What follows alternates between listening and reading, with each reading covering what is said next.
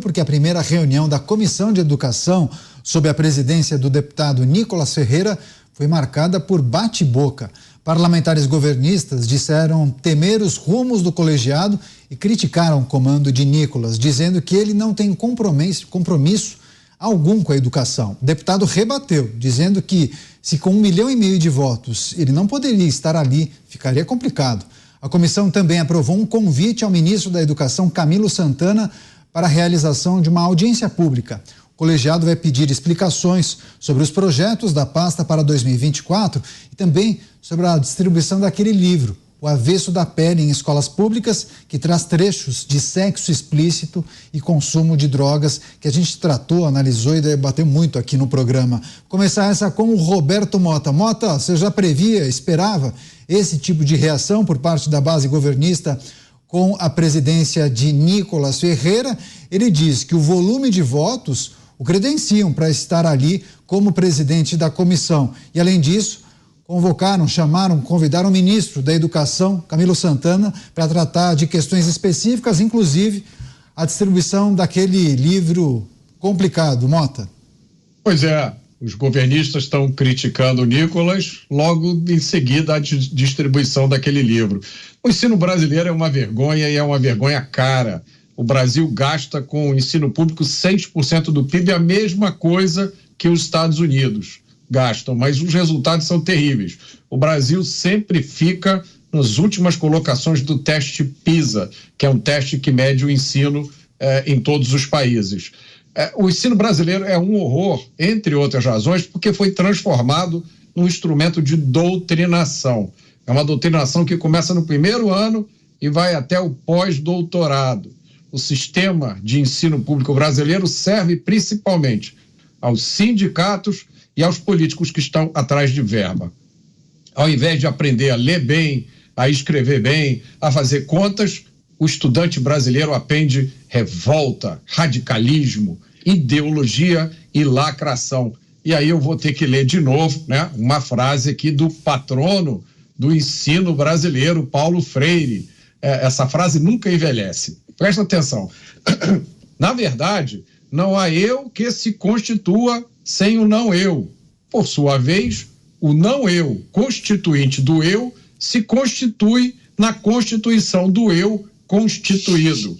Olha aí, eu sugiro aos governistas que citem essa frase do Paulo Freire na próxima reunião da Comissão de Educação. Oi?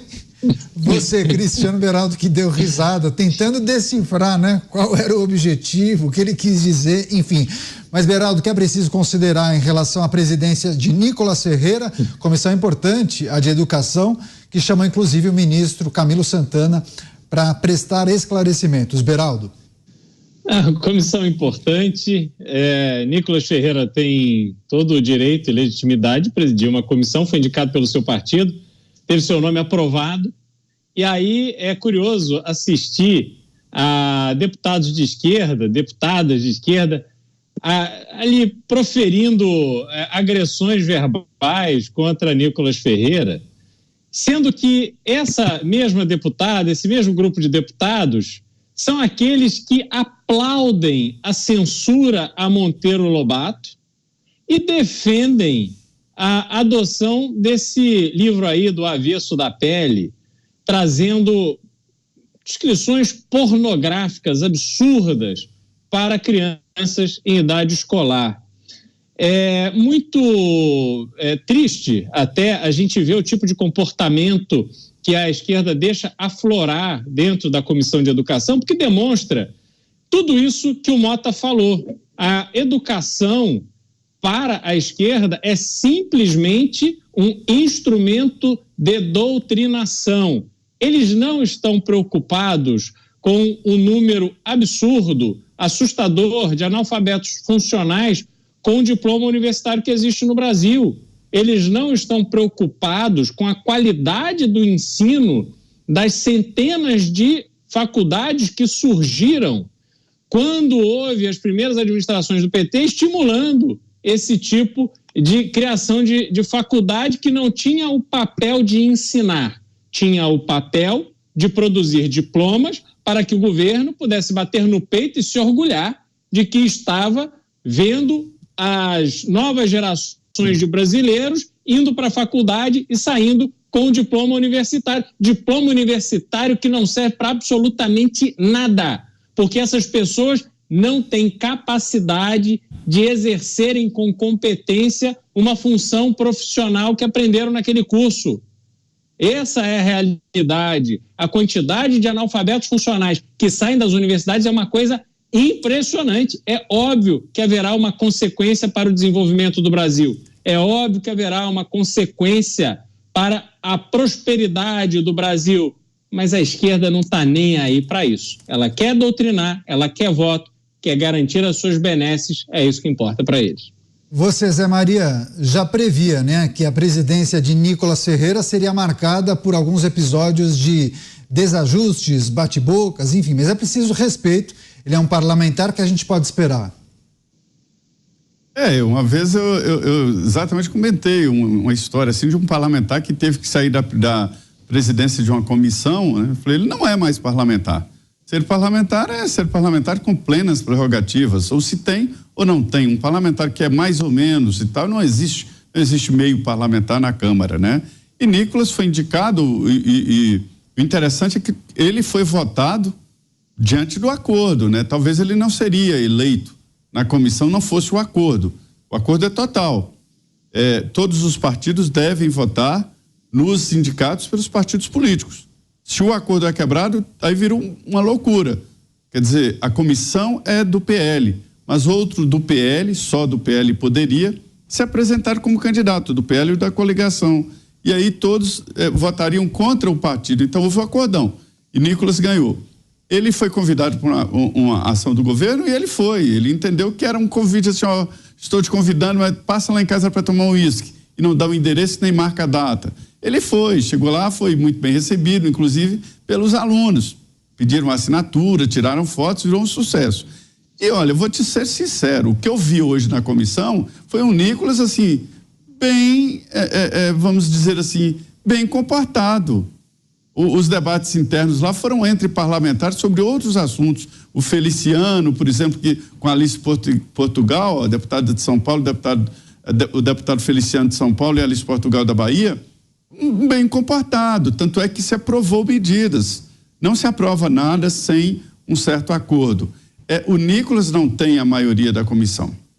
Não tem. Aquela comissão, todas as comissões têm as características. E essa comissão, especificamente, é uma comissão formada de pessoas, vamos dizer, iniciadas em educação.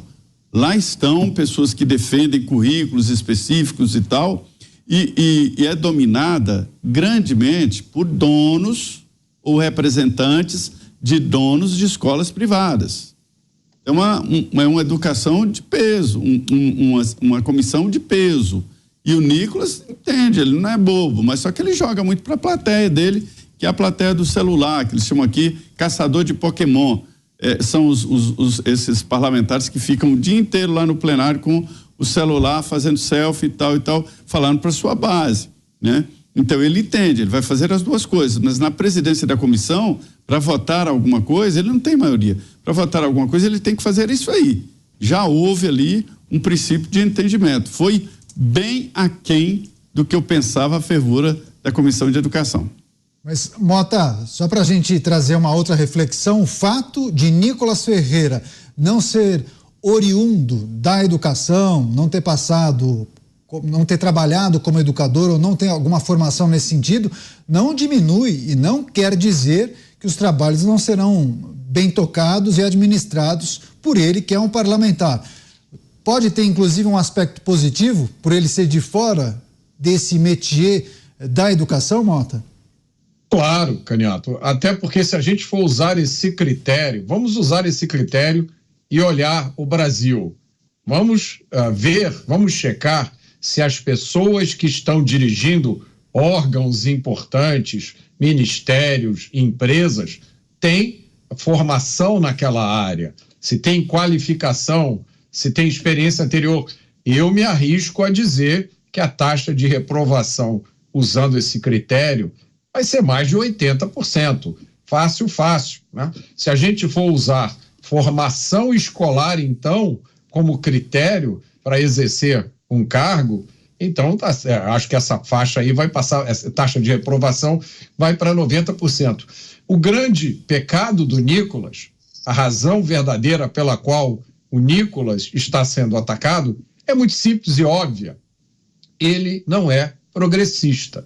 Se o Nicolas defendesse, por exemplo, a descriminalização das drogas, se ele fosse a favor do aborto, se ele fosse a favor do abolicionismo penal, da soltura de criminosos, se ele fosse progressista, se ele fosse de esquerda, você pode ter certeza que ele seria aplaudido, louvado por toda essa turma. O problema do Nicolas não é a falta de experiência dele. O problema dele é que ele não tem as ideias que essa turma progressista queria que ele tivesse.